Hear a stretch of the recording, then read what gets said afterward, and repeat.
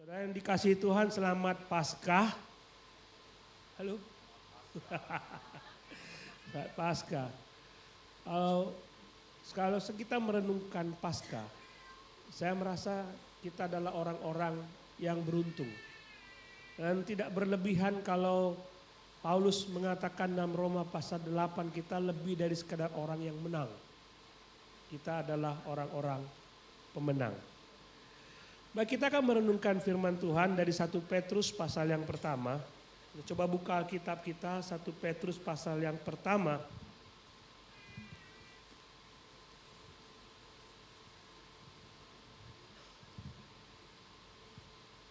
Satu Petrus pasal pertama, kita tidak melihat banyak ayat, kita cuma melihat ayat 3 sampai yang ke-6. 1 Petrus pasal yang pertama ayat 3 sampai 6. Saya akan bacakan, saudara silakan simak supaya saudara mengerti betapa beruntungnya kita. Betapa istimewanya kita dan betapa luar biasanya Tuhan mengasihi kita. Terpujilah Allah dan Bapa Tuhan kita Yesus Kristus yang karena rahmat-Nya yang besar telah melahirkan kita kembali oleh kebangkitan Yesus Kristus dari antara orang mati kepada suatu hidup yang penuh pengharapan untuk menerima suatu bagian yang tidak dapat binasa, yang tidak dapat cemar dan tidak dapat layu, yang tersimpan di surga bagi kamu, yaitu kamu yang dipelihara dalam kekuatan Allah karena imanmu, sementara kamu menantikan keselamatan yang tersedia untuk dinyatakan pada zaman akhir. Bergembiralah akan hal itu, sekalipun sekarang ini kamu seketika harus berduka cita oleh berbagai-bagai pencobaan. Waktu saya merenungkan firman Tuhan ini, saya teringat kepada kisah Yehezkiel. Dalam Yehezkiel pasal 37, Tuhan memberikan penglihatan, ini penglihatan, dia dibawa oleh Tuhan kepada sebuah lembah. Dan di dalam lembah itu dia melihat banyak sekali tulang-tulang yang kering. Tulang semua kering, mungkin orang-orang di sana sudah mati sekian lama dan tidak ada lagi cairan di situ. Semua kering. Dan Yehezkiel diperintahkan, ditanya oleh Tuhan. Tuhan berkata, Yehezkiel, bisakah tulang-tulang ini hidup kembali? Kalau kita ditanya oleh Tuhan tentang penglihatan itu dan tentang pertanyaan tersebut, pasti kita akan berpikir sama seperti Yehezkiel. Dia bingung mau jawab seperti apa. Karena menurut dia tulang-tulang itu tidak mungkin bisa hidup kembali. Dan itulah sebabnya Yehezkiel berkata kepada Tuhan, oh Tuhan, Engkau lebih mengetahuinya. Engkau lebih mengetahuinya. Sehingga setelah dia mengatakan demikian, tulang-tulang itu yang berserakan menyatu kembali. Dan Tuhan membuat setiap tulang itu tumbuh daging dan urat. Kemudian Tuhan memberikan nafas hidup kepada tulang-tulang itu sehingga tulang itu bisa hidup. Saya menggambarkan kita yang mati bisa hidup. Bukan, Yehezkiel mengatakan bukan aku tapi Tuhan yang mampu. Itulah gambaran yang kita alami sebagai orang Kristen. Sekalipun kita mati, Tuhan sanggup menghidupkan kita. Amin. Sehingga wajar ketika Rasul Petrus mengatakan bersukacitalah. Dan saya lihat itu ketika saudara menyanyi, saudara bersukacita bukan karena lagunya, bukan karena ritmenya, tapi ada harapan di balik dari kematian Tuhan Yesus, kebangkitan Tuhan Yesus. Ada harapan di situ. Saya harap sukacita itu didasarkan pada hal seperti itu. Bukan didasarkan pada lagu, tetapi pada harapan-harapan yang akan datang karena kebangkitan Tuhan. Itu yang terjadi ketika Petrus mengatakan kepada kita bahwa rahmat-Nya yang besar telah melahirkan kembali kita oleh kebangkitan Yesus. Kita bisa hidup kembali. Harapan itu nggak seperti begini, saudara. Kalau saudara, banyak orang bicara mengenai harapan. Contoh. Kalau saudara pergi ke bandara, mau pergi ke kota lain, naik pesawat. Saudara pasti berharap, mudah-mudahan pesawat saya tidak delay. Harapan saya pesawat saya tidak delay. Tapi di kata harapan itu terselip pesimistis. Benar nggak? Nggak, waktu saudara mengatakan mudah-mudahan harapan saya pesawat saya tidak delay. Tapi di kata-kata itu ada kemungkinan harapan kita tidak terkabul. Benar nggak? Halo? Harapan saya hari ini cerah. Waktu saudara ngomong itu kemungkinan hari ini walaupun kecil hujan. Benar nggak? Itu kalau kita bicara mengenai harapan. Itu percakapan kita sehari-hari. Tapi ketika Tuhan bicara mengenai pengharapan, dia bicara mengenai sebuah kepastian didasarkan kepada sesuatu. Jadi waktu saudara mengatakan mudah-mudahan pesawat saya tidak delay, harapan saya pesawat saya tidak delay, apa dasarnya? Dasarnya apa? Kalau harapan kita 100% pesawat tidak delay, pasti ada dasarnya. Demikian pula ketika Alkitab bicara pengharapan, dia tidak bicara mengenai harapan yang 99,9%. Dia bicara mengenai harapan yang 100%. Pasti terjadi. Dan dia bicara mengenai pengharapan, dia tidak bicara mengenai tanpa dasar. Ada dasarnya. Itulah yang disebutkan di dalam 1 Petrus pasal 1 ayat yang ketiga ini. Ada dasar dari harapan kita. Ada dasarnya. Dia bicara mengenai, dia mengatakan terpujilah Allah dan Bapa Tuhan kita Yesus Kristus yang karena rahmatnya. Ada rahmat di situ. Ada anugerah.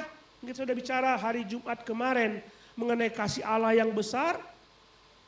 Ada anugerah yang Tuhan berikan kepada kita. Itu karena dia melakukan itu. Jadi waktu Yehezkiel mengatakan gimana, apakah tulang-tulang ini bisa hidup kembali? Yehezkiel tidak tahu. Hanya Allah yang mampu dan Allah melakukan itu. Jadi pada waktu dia memilih kita, itu karena anugerah dan harapan dia, rahmat dia. Jadi itu anugerah yang besar, rahmat yang besar. Kemudian dia bicara oleh kebangkitan Yesus Kristus. Jadi kebangkitan adalah dasar dari pengharapan kita. Waktu saudara berharap akan hidup yang kekal, saudara berharap masuk surga, harapannya apa? Harapannya apa? Dasarnya apa? Kalau tidak punya dasar, jangan ngomong. Jadi pada waktu saudara melihat Yesus bangkit, dia bangkit dari mati, dia mengalahkan maut. Kita punya dasar. Loh itu lihat contohnya ada yang bangkit loh. Dari kematian. Berarti aku juga bisa bangkit. Kalau saudara melihat sebuah eksperimen dan eksperimen itu terjadi, maka saudara akan berharap kalau saya melakukan hal yang sama, maka itu akan terjadi. Di tempat lain tidak ada kebangkitan. Dan hanya di dalam Yesus ada kebangkitan. Dan saudara beruntung saudara punya Yesus. Karena saudara akan memiliki pengharapan. Lihat efek dari kebangkitan itu. Dasar dari pengharapan kita adalah kebangkitan Yesus. Dan mengatakan di sini, kalau Yesus tidak dibangkitkan, maka pengharapan kita akan sia-sia. Coba kita lihat 1 Korintus pasal yang ke-15. Disebutkan di situ. Dan jika Kristus tidak dibangkitkan, maka sia-sialah kepercayaan kamu. Dan kamu masih hidup di dalam dosamu. Kalau Yesus bangkit dari kubur, dia mengalahkan maut. Berarti dia menang atas segala sesuatu, dia menang atas dosa. Ada contoh orang yang menang atas dosa, Yesus tidak berdosa. Dan kita bisa ikut dia sebagai orang yang tidak berdosa. Disebutkan di situ. Demikianlah binasa juga orang-orang yang mati bersama Kristus. Kalau dia memang tidak bangkit. Jikalau kita hanya dalam hidup ini saja menaruh harapan pada Kristus, maka kita adalah orang yang paling malang. Begini, kalau Yesus tidak bangkit, kita cuma memikirkan hidup di sini saja. Setelah mati sudah, kita tidak bangkit lagi. Tapi faktanya dia bangkit. Maka kebangkitan dia memberi harapan bagi kita bahwa kita pun akan bangkit. Firman Tuhan berkata bahwa di dalam pasal 3 ini disebutkan, ayat 3 ini disebutkan telah melahirkan kita kembali oleh kebangkitan Kristus. Ada 2 efek dari kebangkitan Yesus. Yang pertama adalah kelahiran kita kembali. Kita dilahirkan kembali. Yesus bicara kepada Nikodemus mengenai kelahiran baru.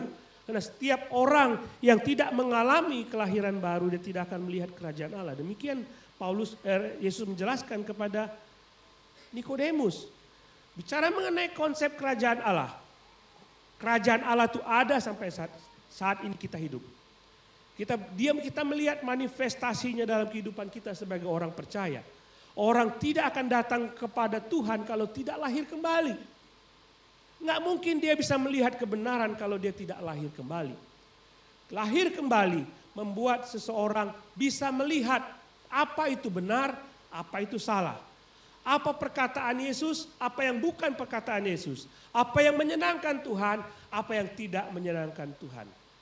Kalau saudara dilahirkan kembali, maka saudara akan membuat segala sesuatu supaya Tuhan bisa senang.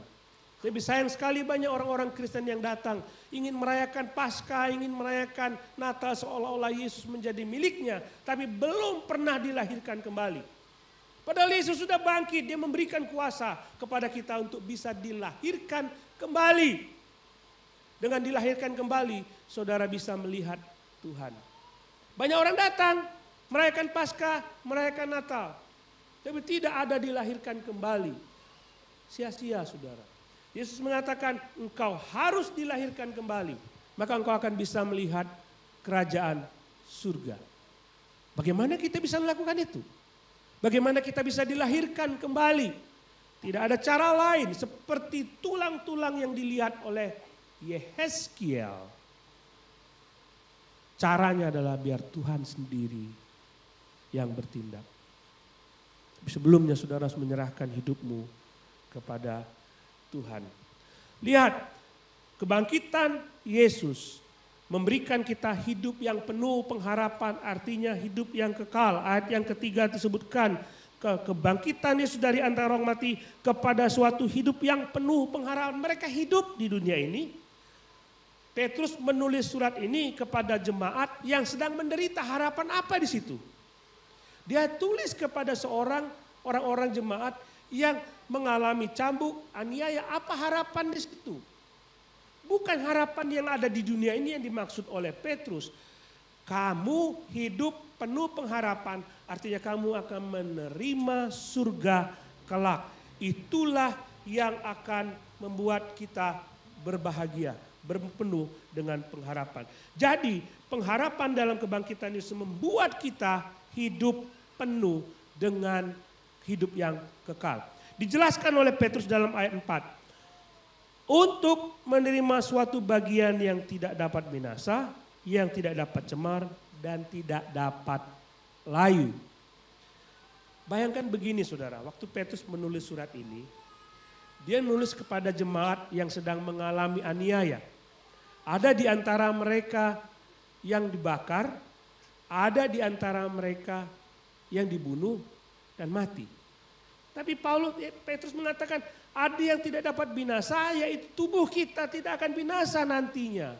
Itu yang kita nanti, bahwa pengharapan kita adalah pengharapan akan hidup yang kekal. Petrus menegaskan bahwa mereka adalah orang-orang asing di dunia ini. Ini bukan tempat mereka. Dalam coba kita lihat, kepada orang-orang yang dipilih dalam ayat 1, pasal 1 ayat 1. kepada orang-orang pendatang tersebar di Pontus, Galatia, Kapadokia, Asia Kecil dan Bitinia. Mereka disebut sebagai orang-orang pendatang. Bahasa Inggrisnya kalau saudara lihat di dalam kitab bahasa Inggris, alien, mereka alien, orang asing. Di bumi ini mereka orang asing, ini bukan tempat mereka. Tempat mereka nanti di sana. Sama seperti kita. Harapan kita bukan di dunia ini. Suatu saat kita akan ke sana. Sama seperti mereka. Kita akan menerima hidup yang kekal. Itulah berkat kebangkitan Tuhan. Tidak dapat layu. Saudara berumur, sudah makin tua. Saya ada uban. Saya di Hong Kong saudara masuk ke pameran bunga. Mau bayar kan? Cuma berapa? $14 Hong Kong. Mesti bayar. Tapi petugasnya, sini. Lihat KTP katanya. Lihat KTP. Saya bilang itu apa? Berapa umurnya? Saya bilang umur saya 55. Oh bayar. You lihat saya punya uban maka you bilang saya tua jadi gak usah bayar. Kita punya uban, muka makin keriput, makin layu gitu ya. Kamu kira aku sudah tua maka saya mesti bayar, mesti tidak bayar. Saya masih muda, oh ya masih muda. Tapi lihat mukanya ini kelihatannya nenek-nenek ini, kakek-kakek. Tapi beruntung saya di MTR, dikasih tempat duduk. Nah, dianggap orang tua. Orang lihat muka kita, keriput. Jangan lihat ini banyak lansia di sini, keriput. Kita pun akan keriput nanti. Tapi di sana tidak. Itu tempat kita. Tidak akan layu. Saudara akan ke sana nanti. Karena kebangkitan Yesus. Itulah sebabnya saya melihat saudara sangat bersuka cita karena hal itu. Saudara senang karena saudara menerima pengharapan itu. Ada satu kisah ini saya senang sekali dengan seorang bernama Polikarpus. Dia murid Rasul Yohanes. Dia uskup di Smyrna. Dan dia diberi kesempatan untuk menyangkal Tuhan. Kalau engkau menyangkal Tuhan, engkau akan tetap hidup. Polikarpus mengatakan, berpuluh-puluh tahun saya ikut Tuhan Yesus. Sekalipun dia tidak pernah mengecewakan saya. Bagaimana kali ini saya bisa mengecewakan dia? Saya mati. Saya sudah tua, umurnya 86 tahun. Tapi di balik sana, saya hidup yang kekal. Dia tidak menyangkal Tuhan. Karena dia tidak berharap akan apa yang ada di dunia ini. Setelah mati, ke surga. Surga menjadi bagiannya. Saudara lihat Sadrak, Mesak, Abednego diminta untuk menyembah patung Nebukadnezar. Kenapa dia mengatakan kami tidak akan menyangkal Tuhan kami? Seandainya Tuhan sanggup untuk menyelamatkan kami, kami selamat. Seandainya pun tidak, kami mati. Tapi kami tidak akan menyembah patung. Kenapa? Harapan dia itu bukan di dunia ini. Harapan dia itu di sana. Surga. Saudara akan ke sana. Entah itu kapan. Hari ini mungkin enggak. Tapi ke sana tempat kita. Kenapa itu bisa terjadi? Dasarnya apa? Yesus sudah bangkit. Jadi bukan tanpa dasar kita ke sana, bukan saudara. Kita tidak ngomong kosong karena Yesus sudah bangkit dari kematian, maka kita pun akan dibangkitkan. Enggak ada yang lain mengatakan, coba pergi ke tempat-tempat lain, dia mengatakan saya akan masuk surga Pak. Percaya Yesus enggak? Enggak. Coba tanya kepada dia, apa dasarnya kamu hidup lagi? Setelah kamu mati. Coba tanya. Ya pasti Tuhan hidupkan. Apa dasarnya? Kalau kami punya dasar, yaitu Yesus hidup. Yesus bukti ada mengalahkan maut. Mereka tidak punya dasar untuk dapat hidup kembali. Hanya berpikir Tuhan pasti sanggup menghidupkan. Iya, tapi dasarnya apa? Cuma kita yang punya dasar itu. Yang lain gak punya. Yang lain tidak punya.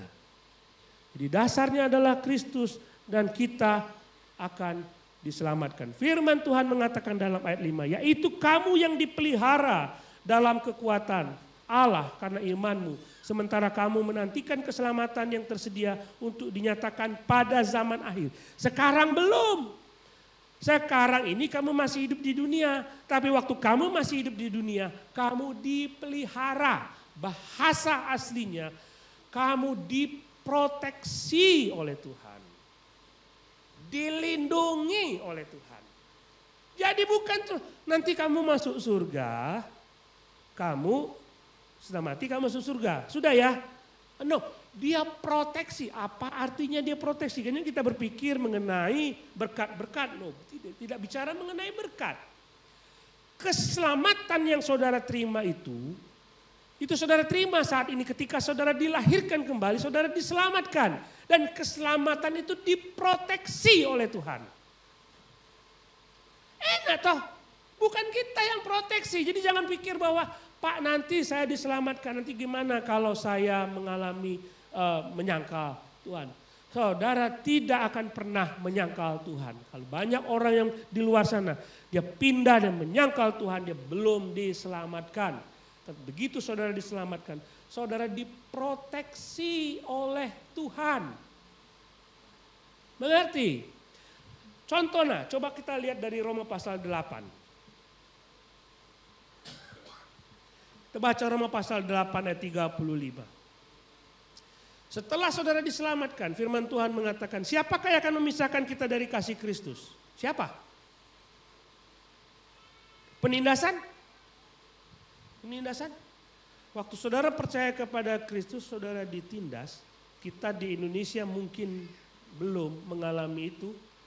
Mungkin belum dihadapkan kepada di door pilih Yesus atau menyangkal. Belum kan?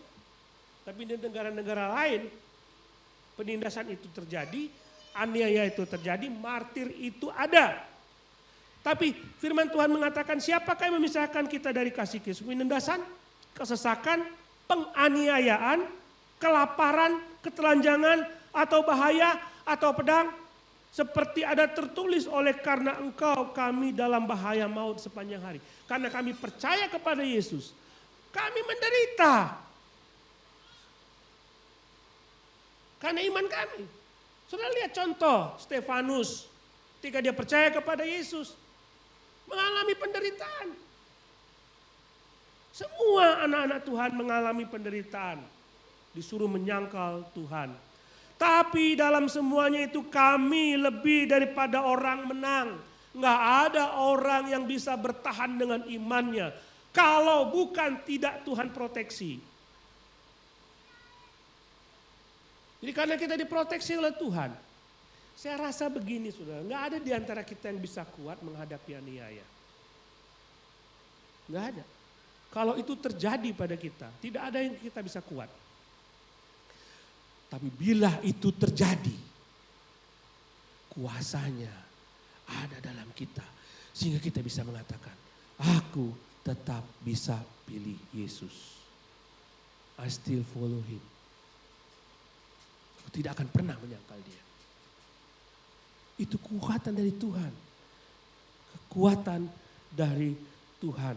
Sebab aku yakin baik maut maupun hidup, baik malaikat-malaikat maupun pemerintah-pemerintah, baik yang ada sekarang maupun yang akan datang, atau kuasa-kuasa, baik yang di atas maupun yang di bawah, ataupun suatu makhluk lain, tidak akan dapat memisahkan kita dari kasih Allah. Amin. Beruntung saudara kita. Kalau punya Yesus, sudah diselamatkan, diproteksi. Bilang,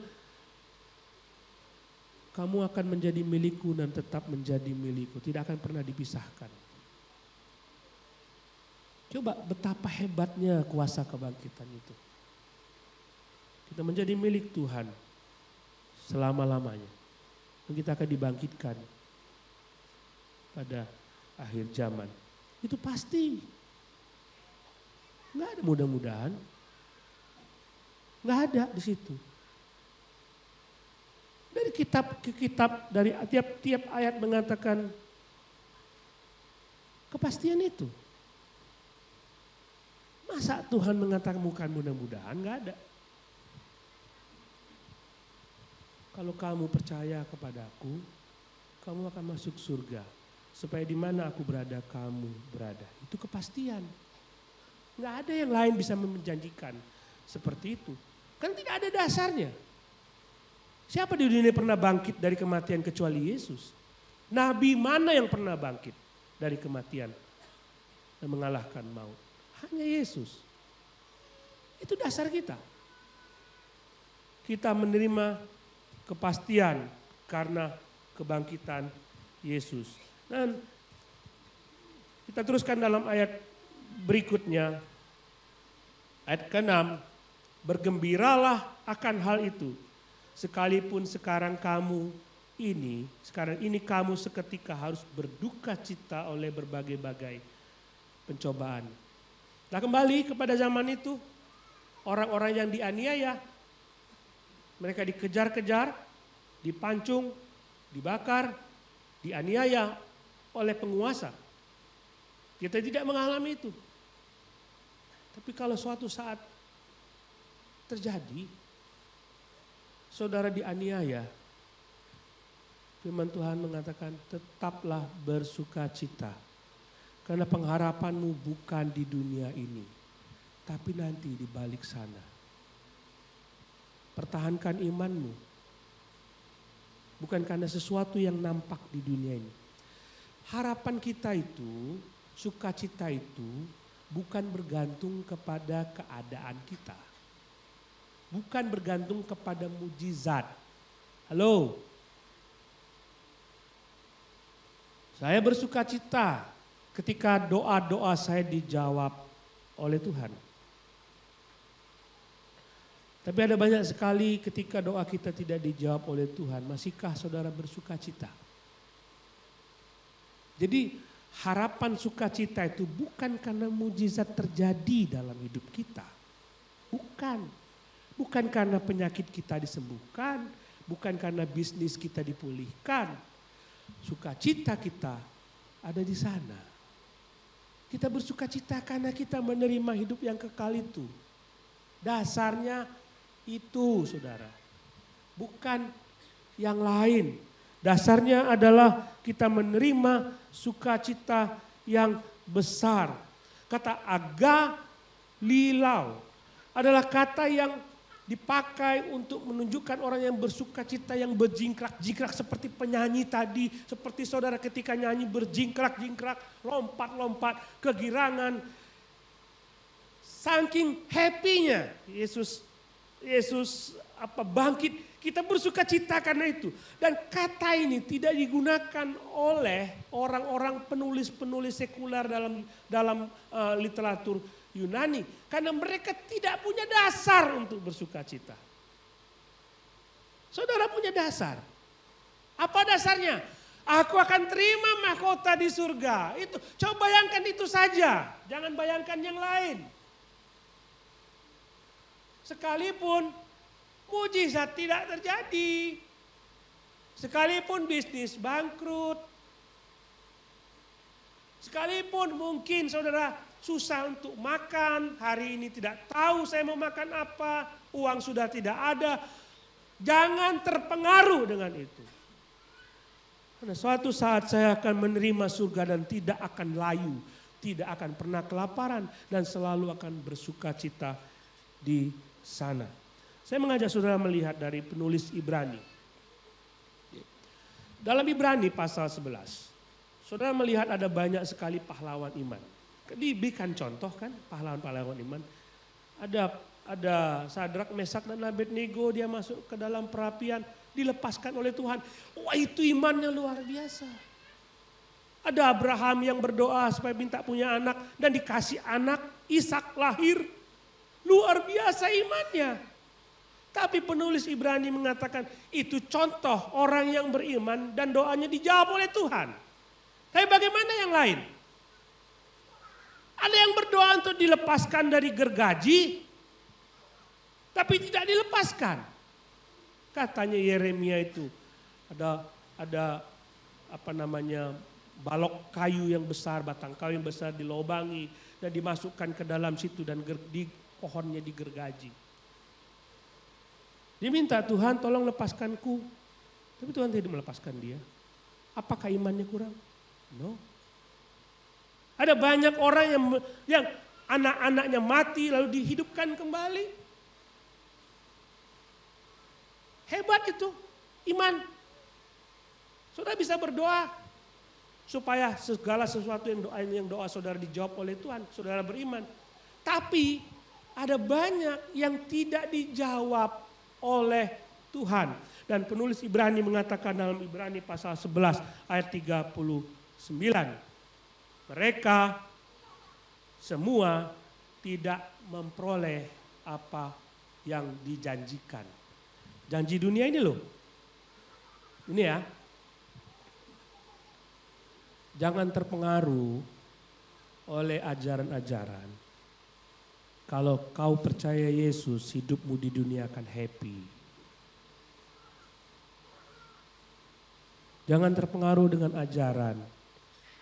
Kalau engkau percaya Yesus, maka engkau tidak akan kekurangan di dunia ini. Karena ayat pasal 11, ayat yang ke-39 mereka tidak memperoleh apa yang dijanjikan. Sudah mengatakan aku anak raja, berhak dong anak raja minta sesuatu kepada rajanya, pasti dikasih. Belum tentu Tuhan kasih. Karena mereka semua tidak memperoleh apa yang dijanjikan. Sekalipun iman mereka telah memberikan kepada mereka sebuah kesaksian yang baik. Mereka anak Tuhan. Dari iman mereka kelihatan bahwa mereka anak Tuhan. Tapi tidak memperoleh mujizat itu. Kenapa? Sebab Allah menyediakan sesuatu yang lebih baik bagi kita. Itu yang kita nantikan.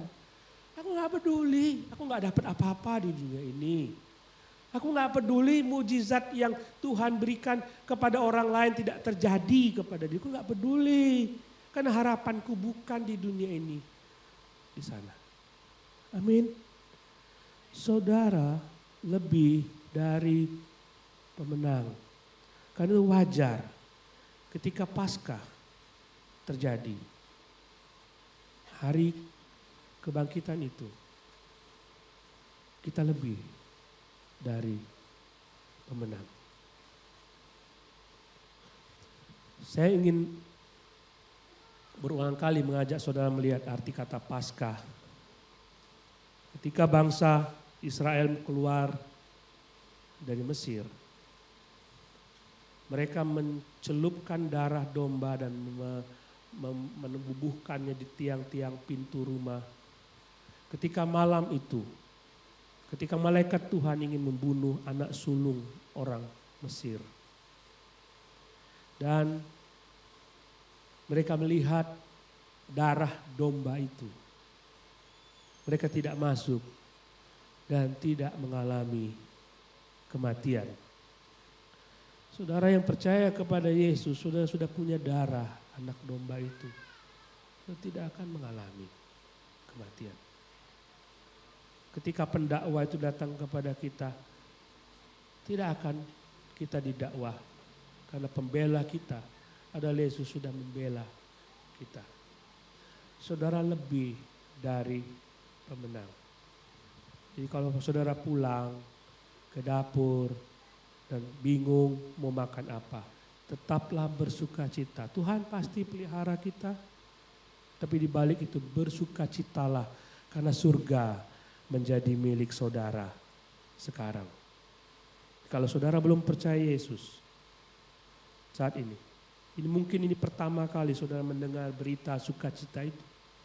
Saya mengajak saudara untuk terima dia, kembali kepada dia, melayani dia dengan sepenuh hati. Mari kita berdoa.